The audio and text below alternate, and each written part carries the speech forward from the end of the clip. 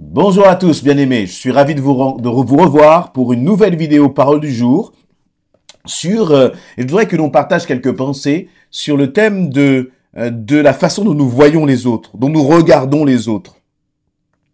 Notre nature charnelle, elle a une tendance à voir chez les autres ce qui ne va pas, leurs défauts, leurs faiblesses.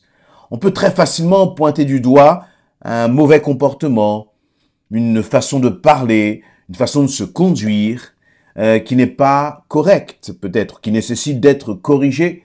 Et c'est pour cela que même Jésus va dire, plutôt que de voir la paille qui est dans l'œil de ton voisin, regarde déjà dans ta poutre qui est dans ton œil. Pourquoi? Parce que c'est une tendance chez nous, êtres humains, à facilement, encore une fois, identifier ce qui chez l'autre ne va pas, et même parfois à appuyer sur ce qui fait mal. On ne le fait pas toujours consciemment, on ne le fait pas toujours volontairement, mais justement, si on ne fait pas attention, si nous ne faisons pas attention, eh bien, nous pouvons être pour l'autre une source de blessure. On peut blesser les autres. On peut même parfois se positionner comme étant au-dessus de l'autre. Finalement, passer son temps à voir ce qui ne va pas chez l'autre, c'est d'une certaine façon prendre une position de supériorité vis-à-vis de l'autre, et le Seigneur n'est pas d'accord avec cela. Et c'est très important, c'est un point important, de faire attention dans nos relations les uns avec les autres. Et je crois que, et je l'ai dit encore récemment, l'Église est un atelier dans lequel le Seigneur vient nous façonner. L'Église est un atelier dans lequel le Seigneur vient nous tailler et nous émonder. Pour une chose, c'est que pour que nous puissions ressembler à Christ. Mais moi, toi aussi, très certainement, eh bien, j'ai tellement de choses à laisser le Seigneur transformer en moi, laisser le Seigneur me tailler, me changer, parce que ce n'est pas par notre nature que nous allons pouvoir ressembler à Christ. Mais le Seigneur a du travail à faire en nous. Et notamment dans ce domaine des relations, il nous est dit dans Philippiens chapitre 2, à partir du verset 1, Paul va écrire ceci, inspiré par le Saint-Esprit, bien sûr. N'avez-vous pas trouvé dans le Christ du réconfort, dans l'amour un encouragement par l'Esprit?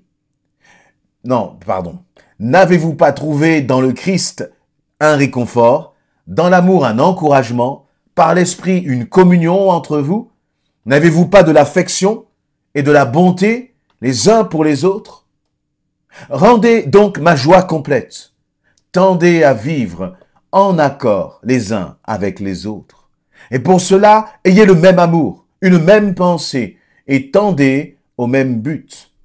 Ne faites donc rien par esprit de rivalité ou par un vain désir de vous mettre en avant, et au contraire, par humilité, considérez les autres comme plus importants que vous-même, et que chacun de vous regarde non ses propres qualités, mais celles des autres.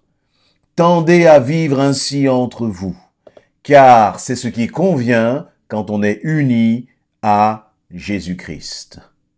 Il y a beaucoup de perles précieuses dans ces quelques versets.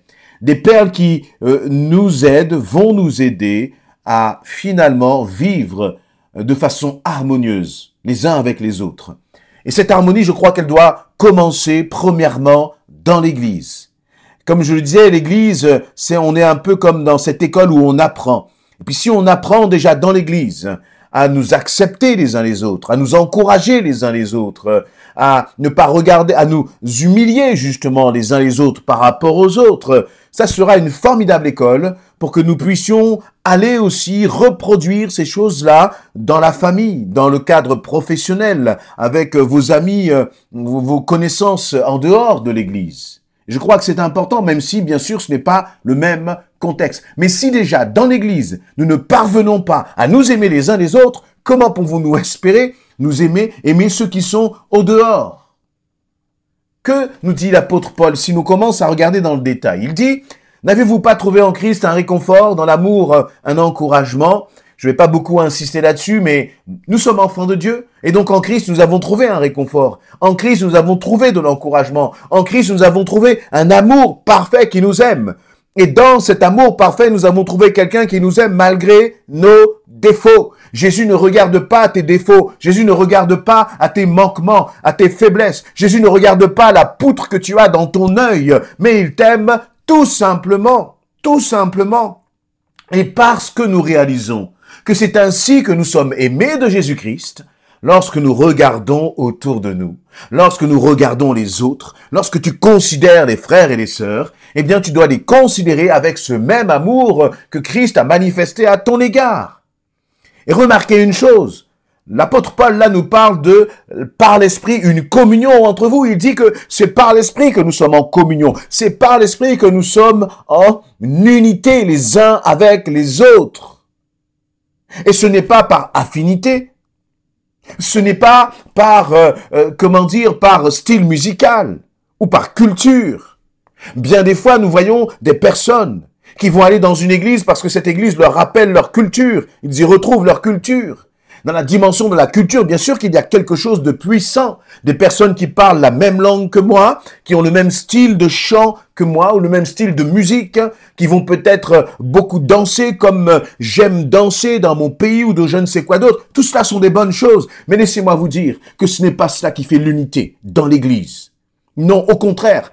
Parfois, on est unis les uns aux autres par des éléments qui sont charnels. Ce sont des liens qui sont charnels. Non pas que la culture n'est pas bonne, au contraire, c'est très bon. Mais je crois que c'est encore mieux de la partager, cette culture, plutôt que de s'enfermer avec des personnes qui finalement uniquement nous ressemblent. Ce qui fait le lien entre vous et moi, ce qui fait le lien, la ressemblance avec mes frères et sœurs dans notre église, par exemple, à Essentiel, ce n'est pas notre culture, ce n'est pas notre couleur de peau, ce n'est pas notre classe sociale, mais c'est l'Esprit de Dieu qui vit en nous. Ce n'est pas une question d'âge non plus. Il y a des réunions pour les jeunes, des réunions pour les célibataires, des réunions pour les femmes, des réunions pour les hommes. Tout ça est très bien parce que l'on peut aborder de façon spécifique les besoins des uns et des autres. Mais au-dessus de tout cela, il y a ce lien puissant qui est l'Église et qui est uni par l'Esprit de Dieu. C'est l'Esprit de Dieu qui amène la communion. Voyez, et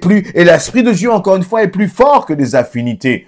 On n'aime pas un frère ou une sœur parce qu'on a les mêmes distractions, la même façon de penser, qu'on a les mêmes loisirs, qu'on est tous les deux dans le même secteur professionnel, ou qu'on a un caractère qui va bien ensemble. Tous ces éléments que j'ai cités sont bons, sont légitimes, mais on les retrouve aussi chez les païens.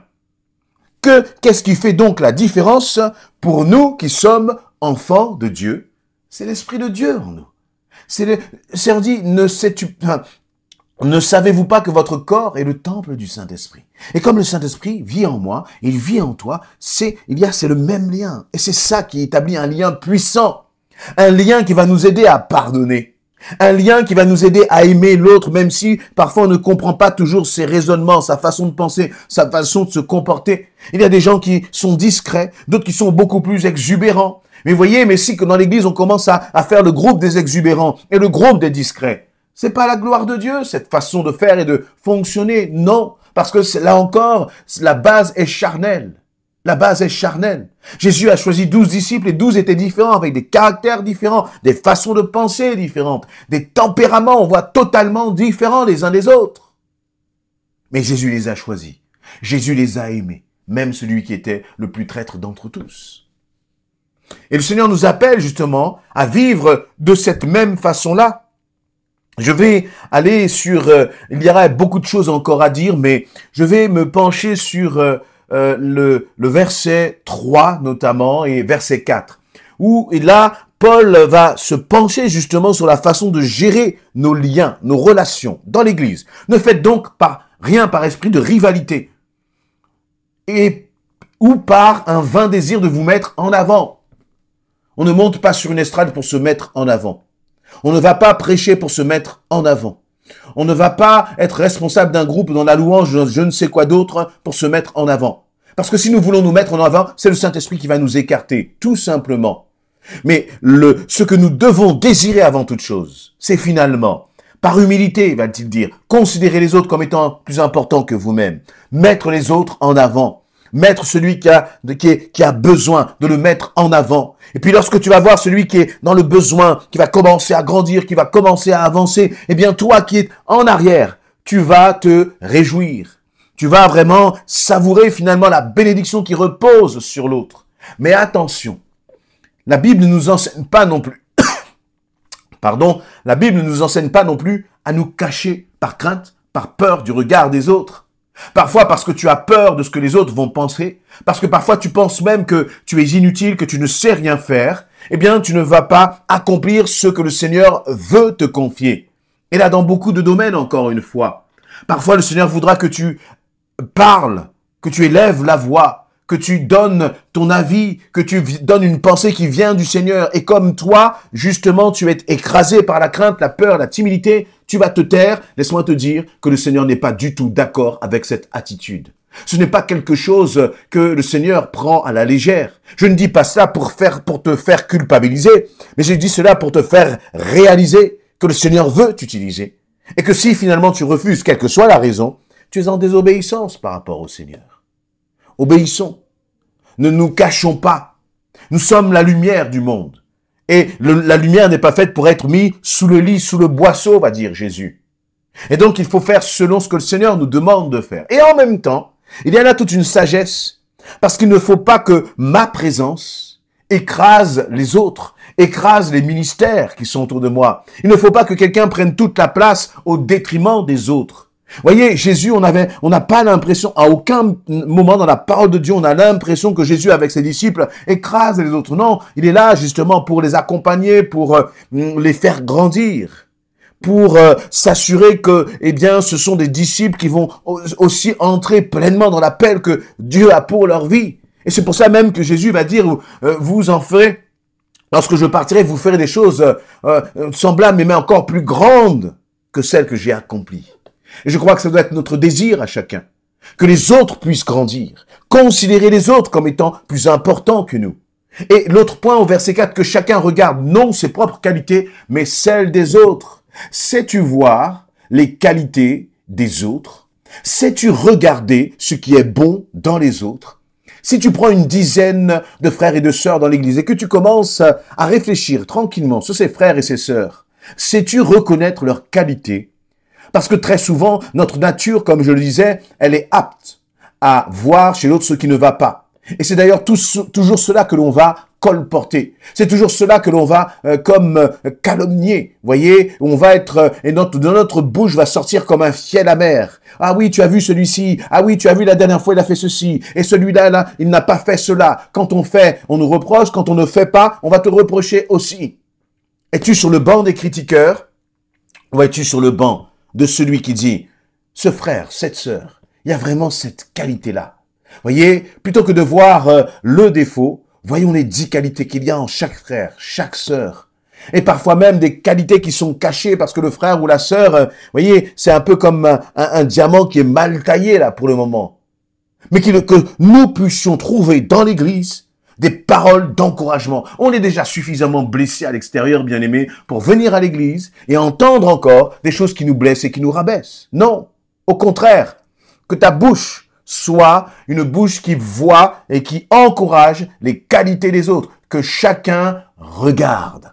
Pour regarder, voyez, il y a une dimension d'effort peut-être à faire parfois. D'efforts à faire pour aller au-delà de ce qui est évident en termes de défauts et pour encourager. Combien de fois je me réjouis de voir justement la progression des frères et des sœurs. Combien de fois je me réjouis lorsque notamment je regarde nos jeunes et je les vois évoluer, je les vois grandir. Parfois ils tombent, mais ils se relèvent et ils continuent d'avancer. Ils continuent de prendre des responsabilités dans le royaume de Dieu. Et c'est une vraie joie parce que derrière cela, il y a vraiment une défaite de l'ennemi. Et je crois que le Seigneur veut nous utiliser, veut t'utiliser dans ce sens-là pour que tu puisses regarder les qualités de l'autre. Et cela, c'est vrai aussi dans l'église, mais c'est vrai aussi par rapport à ceux qui t'entourent, c'est vrai aussi par rapport à ton mari ou ton épouse. Dans le cadre du couple, par exemple, on peut passer son temps à accuser l'autre, à critiquer l'autre, à appuyer sur ce que l'autre n'a pas fait, voyez, et on ne regarde pas à tous les autres efforts que l'autre a produits. Parfois, vous pouvez rentrer, la maison est propre, tout a été nettoyé, voyez, et puis même la vaisselle est faite, et puis il reste peut-être une assiette ou une fourchette qui n'a pas été lavée. Allez-vous uniquement regarder la fourchette qui n'a pas été lavée ou au contraire, allez-vous féliciter et encourager pour tout ce qui a été fait? Ceci étant dit, L'apôtre Paul, la parole de Dieu, nous encourage à regarder non pas à nos propres qualités. Moi, j'ai fait ci, moi, j'ai fait ça. Toi, tu n'as pas fait ci, toi, tu n'as pas fait ça. Non. Ce qui compte, ce n'est pas ce que toi, tu as fait. Ce qui compte, c'est de regarder quelles sont les qualités de l'autre et que nous puissions les encourager et encourager les autres. Amen.